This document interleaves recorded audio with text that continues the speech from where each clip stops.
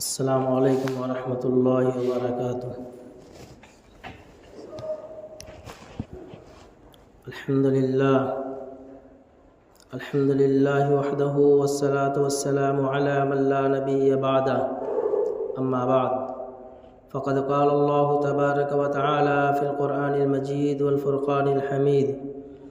اعوذ باللہ من الشیطان الرجیم، بسم اللہ الرحمن الرحیم۔ ان عدة الشهور عند الله 12 شهرا في كتاب الله يوم خلق السماوات والأرض۔ وقال الله تبارك وتعالى في مقام آخر: وما من دابة في الأرض إلا على الله رزقها۔ آمنت بالله صدق الله مولانا العظيم وصدق رسوله النبي الكريم، ونحن على ذلك من الشاهدين والشاكرين، والحمد لله رب العالمين۔ سبحانك لا علم لنا إلا ما علمتنا إنك أنت العليم الحكيم۔ رب اشرح لي صدري ويسر لي أمري واحلل عقدة من لساني يفقهوا قولي۔ اللهم صل على سيدنا مولانا محمد وعلى آل سيدنا مولانا محمد وبارك وسلم۔ بزرگان محترم، عزیز ساتھیوں، اللہ رب العزت نے اس کائنات کی تخلیق اپنی قدرت کاملہ سے فرمائی ہے۔ سال کے 12 مہینے اللہ رب العزت کی تخلیق کا شاہکار ہیں۔ جو آیت کریمہ میں نے تلاوت کی ہے، ان عدۃ الشہور عند اللہ 12 شہرا فی کتاب اللہ، کہ زمین و آسمان کی جب تخلیق اللہ رب العزت نے فرمائی، اسی وقت 12 مہینوں کی تعداد بھی اللہ رب العزت نے گنوائی۔ احادیث مبارکہ میں ان 12 مہینوں کے الگ الگ فضائل وارد ہوئے ہیں۔ اللہ رب العزت نے حضرت انسان کو اشرف المخلوقات بنا کر اس دنیا میں بھیجا ہے۔ تمام مخلوق میں سب سے افضل ترین اور سب سے بیش قیمت جو مخلوق ہے وہ حضرت انسان ہے، اور ان انسانوں میں سے اللہ رب العزت نے کچھ ایسے اپنے بندوں کو چنا جن کو ایمان اور اسلام کی دولت سے نوازا ہے۔ پھر اللہ تبارک و نبی علیہ الصلاۃ والسلام حدیث قدسی بیان فرماتے ہیں کہ اللہ تبارک و تعالیٰ فرماتے ہیں کہ جب تک اس روئے زمین پر وہ انسان جو کلمہ گو ہے، جو ایمان والا ہے، جس نے کلمہ لا الہ الا اللہ محمد الرسول اللہ کا اقرار کر کے زندگی گزارتا ہوا رہے گا، اللہ رب العزت کائنات کے نظام کو باقی رکھیں گے۔ اور جب اس دنیا سے سارے ایمان والے، سارے مسلمان، اسلام والے ختم ہو جائیں گے، اللہ تبارک و تعالیٰ فرماتے ہیں کہ پھر اس دنیا کو فنا اور قیامت برپا ہو جائے گی۔ کائنات کی تمام چیزوں کو اللہ رب العزت نے حضرت انسان کے لیے پیدا فرمایا ہے۔ زمین و آسمان، چاند، سورج، ستارے، زمین کے اندر رہنے والے مخلوقات اور دریاؤں میں رہنے والی مخلوقات اور جنگلات میں رہنے والی مخلوقات اور اس روئے زمین سے نکلنے والے سبزیاں، ترکاریاں، پیڑ پودے، تمام چیزوں سے فائدہ اگر کوئی اٹھاتا ہے تو حضرت انسان ہے۔ انسان کو جب اللہ رب العزت نے تمام مخلوقات کو حضرت انسان کے لیے پیدا فرمایا تو پھر انسان کس لیے پیدا کیا گیا؟ اللہ رب العزت نے اس کی بھی تشخیص فرمائی اور فرمایا کہ وما خلقت الجن والانس الا لیعبدون، کہ جب میں نے تمام چیزوں کو ایک انسان کا خادم بنا دیا تو میں نے اپنے انسان کو، اپنے بندے کو اپنی عبادت کے لیے پیدا کیا ہے۔ انسان کو اللہ تبارک و تعالیٰ نے اپنی عبادت کے لیے، اپنی بندگی کے لیے پیدا کیا ہے۔ اب یہ ہے کہ انسان بندگی کس طریقے سے کرے، عبادت کس طریقے سے کرے، تو ایسا نہیں ہے کہ کہ وہ ننگوٹ بات کر کے پہاڑ کی راہ اختیار کر لے کہ اب تو میں صرف ہاتھ میں تسبیح لے کر اللہ اللہ کی مالا جپوں گا۔ فرمایا اس کا نام بندگی نہیں ہے۔ یا پھر سوچے کہ میں مسجد کا ایک کونا پکڑ لوں، صرف اللہ رب العزت کی یاد میں لگ جاؤں، فرمایا اس کا نام بندگی نہیں ہے۔ یا دنیا کے کاروبار کو اور بھی بچوں کو چھوڑ کر کسی جگہ اللہ کی راہ میں نکل جائے کہ میں صرف اللہ کو راضی کرنے والے اعمال کرتا رہوں گا، تو فرمایا یہ اللہ کی بندگی نہیں ہے۔ بلکہ اللہ کی بندگی پھر کیا ہے؟ تو فرمایا اپنے بیوی بچوں میں رہتے ہوئے اپنے کاروبار میں لگ کر کے اللہ کی بندگی کرنا۔ اللہ رب العزت نے امت محمدیہ کے اوپر بڑا احسان فرمایا ہے کہ اس کا ہر عمل، امت محمدیہ کا ہر عمل اگر بن چاہے تھوڑا سا غور و فکر کر لے تو اس کا ہر عمل عبادت بن جاتا ہے۔ چاہے وہ کاروبار میں لگا ہوا ہو، چاہے اپنے وطن کو چھوڑ کر رزق کی تلاش میں کسی دوسرے ملک کی طرف رخ کر لیا ہو، یا پھر وہ اپنے گھر سے بازار کے لیے نکل رہا ہے، یا گھر کے اندر ہماری ماں بہنیں جو کام کر رہی ہیں، چاہے وہ جھاڑو برتن ہی کیوں نہ ہو، چاہے بچوں کو نہلانا یا بچوں کے کپڑے صفائی کرنا ہی کیوں نہ ہو، کہ اگر تھوڑا سا اپنی غور و فکر میں تھوڑی سی تبدیلی لائے، اپنی نیتوں میں تھوڑا سا تبدیل کر لے تو اس کا ہر ایک کام عبادت بن جاتا ہے۔ مثلا روزانہ شام کو ہاتھ میں تھیلا لے کر گھر سے نکلتا ہے بازار کے لیے، جبکہ رسول اللہ صلی اللہ علیہ وسلم نے فرمایا کہ جگہوں میں سب سے بری جگہ بازار ہے اور سب سے بہترین جگہ اللہ رب العزت کا گھر یعنی مساجد ہے۔ اگر بازار جا رہا ہے اور اپنی نیت کو تھوڑا سا ٹٹولے، نیتوں میں تھوڑی سی تبدیلی لائے کہ یہ میرے اوپر میرے اللہ کا حکم ہے کہ میں اپنی بیوی بچوں کو رزق تلاش کر کے لاؤں اور اس کو کھلاؤں، میں ایک فریضے کو ادا کرنے کے لیے جا رہا ہوں، تو فرمایا اس کا بازار کا جانا ایک ایک قدم پہ ایک ایک نیکیوں کے ملنے کا باعث بنے گا۔ اس لیے علماء اکرام نے فرمایا کہ مسلمانوں کے تو دونوں ہاتھ میں لڈو ہے کہ اگر اس نے اپنی دنیا کی زندگی کو خوشگوار بنا لیا، اس نے اپنی دنیا کی زندگی کو اطیع اللہ اطیع الرسول کا پابند بنا لیا، تو دنیا میں بھی اللہ تبارک تعالیٰ اس کے سرخروئی عطا فرمائیں گے، عزت، سکون، راحت اور چین والی زندگی عطا فرمائیں گے، اور آخرت میں تو اللہ تبارک تعالیٰ ہمیشہ ہمیش کی جنت اس کے لیے بنا رکھی ہے۔ ابھی جو مہینہ چل رہا ہے شعبان المعظم کا مہینہ ہے، بڑا محترم مہینہ ہے، بڑی عظمت والا مہینہ، اس کا نام ہی ہے شعبان المعظم۔ علماء اکرام نے، اہل اللہ نے اس کے بڑے نقطے بیان فرمائے ہیں۔ ایک ایک دن مومن کا، ایک ایک لمحہ بڑا قیمتی ہے، چونکہ ہم شیطان کے دھوکے میں آ کر کے ہم نے اپنی قیمت کو بھلا دیا ہے۔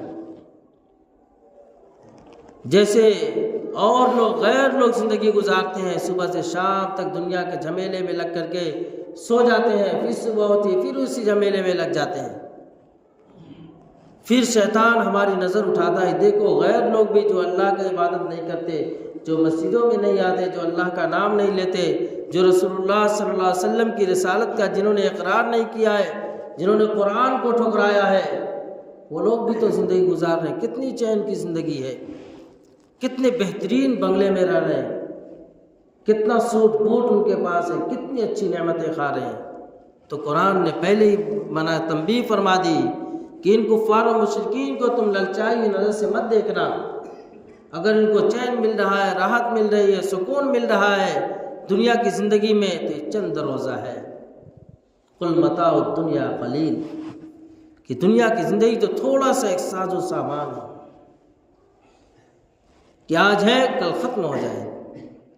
پھر فرمایا کفار و مشرکین کے لیے ایسا برا ٹھکانہ جس کے بارے میں قرآن نے فرمایا کہ وہ ہمیشہ ہمیشہ جہنم کی آگ میں جلتے رہیں گے، بھنتے رہیں گے، ان کو ایک سیکنڈ کی مہلت نہیں دی جائے۔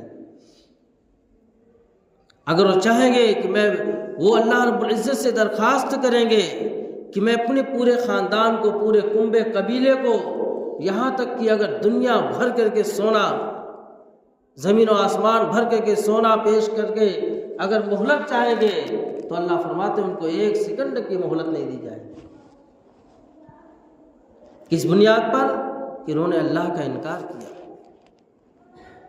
اللہ سے دور ہو کر کے زندگی گزاری۔ تو ہم تو میرے عزیز ساتھیوں مسلمان ہیں، ہم مسلمان کے گھر میں پیدا ہوئے، ہر ایک اپنی زبان سے سینہ تان کر کہتا ہے کہ میں مسلمان ہوں، میں ایمان والا ہوں۔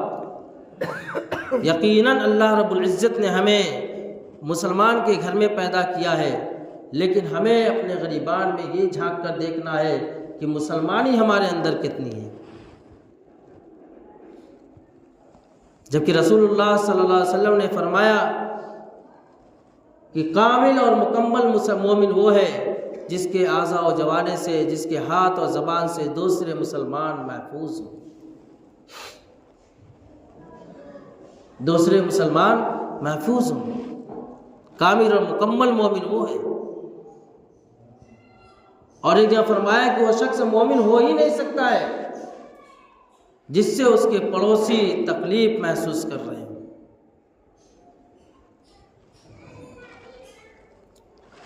آج میرے عزیز ساتھیوں، یہ سب خرابیاں ہمارے اندر کب آتی ہیں؟ جب ہم اپنے قدم کو اچھائی کی طرف سے پیچھے گھسیٹ لیتے ہیں۔ کہ دو ہی چیزیں، یا تو انسان اچھائی کے راستے پہ چلے گا یا پھر برائی کے راستے پہ چلے گا۔ تو ہمارے رسول اللہ صلی اللہ علیہ وسلم جب شعبان المعظم رجب کا چاند دیکھتے تھے تو ایک دعا فرماتے تھے، اللہم بارک لنا فی رجب و شعبان وبلغنا رمضان، کہ اللہ ہمیں رجب و شعبان کے مہینے میں برکت عطا فرما اور ہماری عمر اتنی طویل کر دے کہ ہم رمضان المبارک کو پا سکیں۔ رجب کا مہینہ تو گزر گیا، شعبان المعظم کے مہینے میں ہم داخل ہیں۔ شعبان کے تعلق سے رسول اللہ صلی اللہ علیہ وسلم نے فرمایا کہ شعبان شہری و رمضان شہر اللہ، کہ شعبان میرا مہینہ ہے اور رمضان اللہ کا مہینہ ہے۔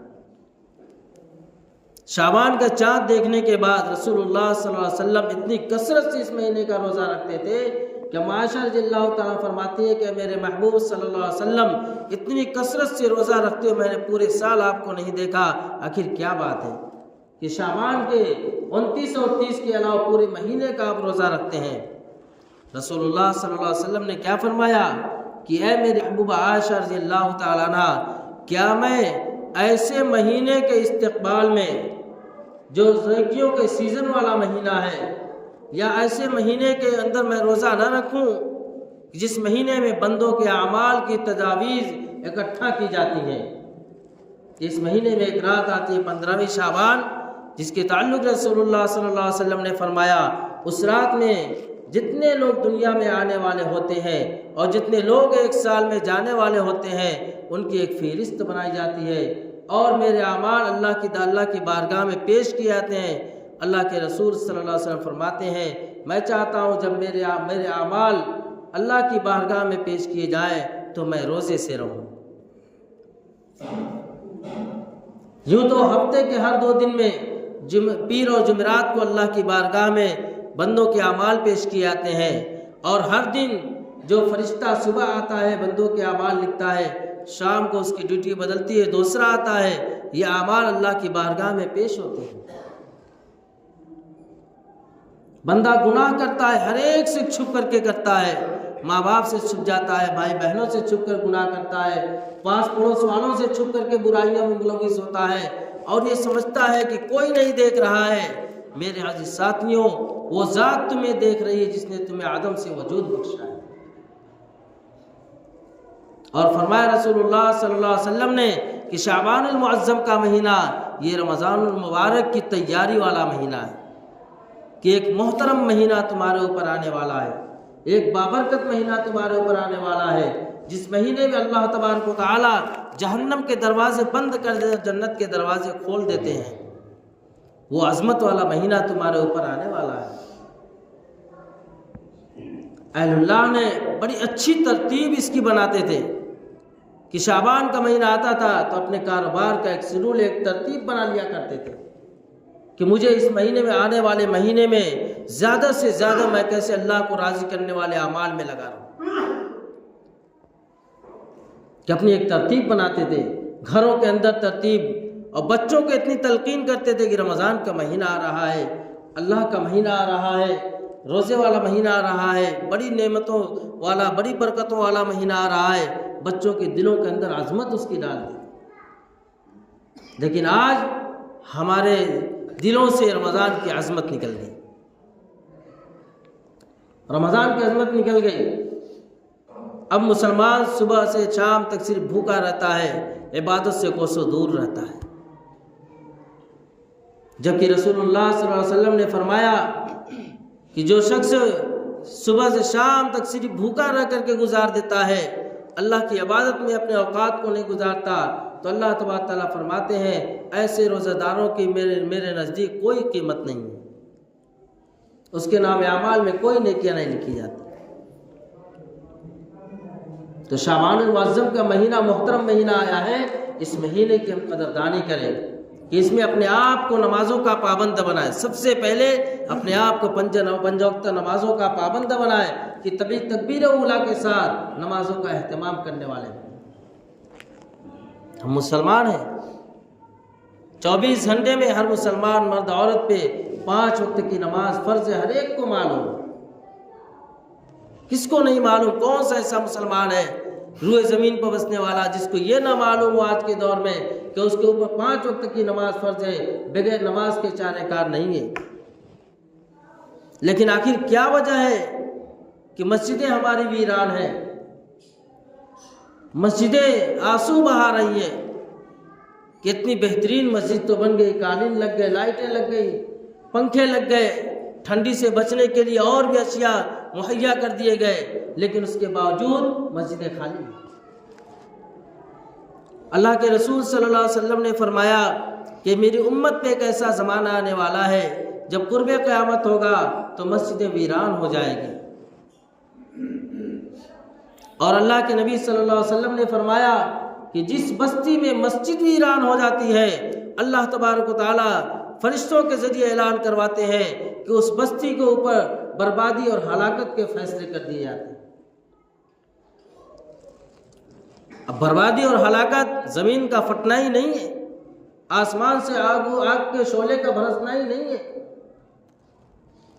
یا پھر سیلاب کا آ جانا ہی بربادی اور ہلاکت نہیں ہے۔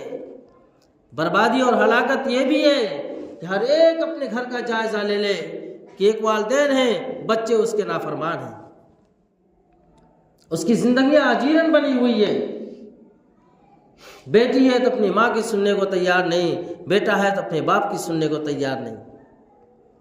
فرمایا اس سے بڑی ہلاکت اور بربادی کیا ہو سکتی ہے کہ خود کی صلب سے پیدا ہوئی بیٹی، خود کی صلب سے پیدا ہوئی اولاد اور میری باتوں کا جواب دینے والی بن جائے۔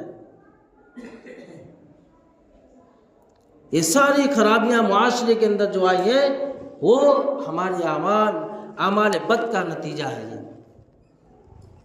ہمیں چاہیے کہ ہم اپنے گھروں کو نبی علیہ الصلوۃ والسلام کی سنت کا گلشن بنائیں۔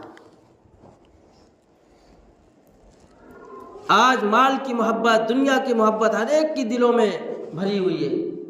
ہر ایک ماں باپ یہ سوچتا ہے میری اولاد کب جوان ہو جائے، جلدی سے میں اس کو سعودی بھیجوں تاکہ میرے پاس مال آ جائے۔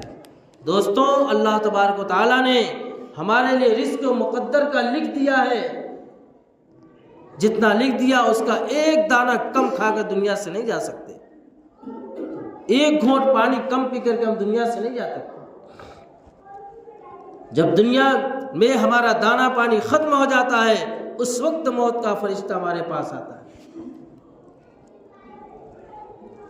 ساری چیزیں اللہ رب العزت نے سب کام کرنے کو کہا ہے، حرام کو چھوڑ کر کے حلال راستہ سب اختیار کرو، لیکن پہلے اپنے آپ کو مسلمان بناؤ۔ مسلمان کب بنے گا؟ جب 5 وقت نماز کو اپنے لیے لازم پکڑ لے گا کہ 5 وقت کی نماز کا ہمیں اہتمام کرنا ہی ہے۔ جبکہ رسول اللہ صلی اللہ علیہ وسلم نے فرمایا کہ مسلمان اور کافر کے درمیان فرق صرف یہ ہے کہ وہ نماز نہیں پڑھتے اور یہ نماز پڑھتا ہے۔ جس نے جان بوجھ کر ایک وقت کی نماز چھوڑ دی، گویا کہ وہ کفر کے دروازے پہ جا کے کھڑا ہو گیا۔ اور آج نمازوں کی عظمت ہمارے دلوں کے اندر سے نکل گئی۔ نماز کا چھوڑنا گناہ سمجھا ہی نہیں جاتا ہے، جبکہ فرمایا کہ سارے گناہوں سے بڑا گناہ نماز کا چھوڑنا ہے۔ اس لیے ہمیں اس مہینے میں توبہ استغفار کر کے اللہ کو راضی کرنے والے اعمال کرنے کی کوشش کریں، اور اللہ تبارک تعالیٰ سے گزری زندگی پہ ندامت استغفار کریں کہ اللہ تبارک تعالیٰ ہمارے تمام گزشتہ گناہوں کو معاف فرمائے اور آئندہ نیکیوں کے کرنے کا اور اللہ رب العزت کے راضی کرنے والے اعمال کرنے کا عزم مصمم کریں کہ اللہ تبارک تعالیٰ ہماری زندگیوں کو اپنی حضور پاک صلی اللہ علیہ وسلم کی سنت کے مطابق گزارنے کی توفیق عطا فرمائے۔ وآخر دعوانا الحمد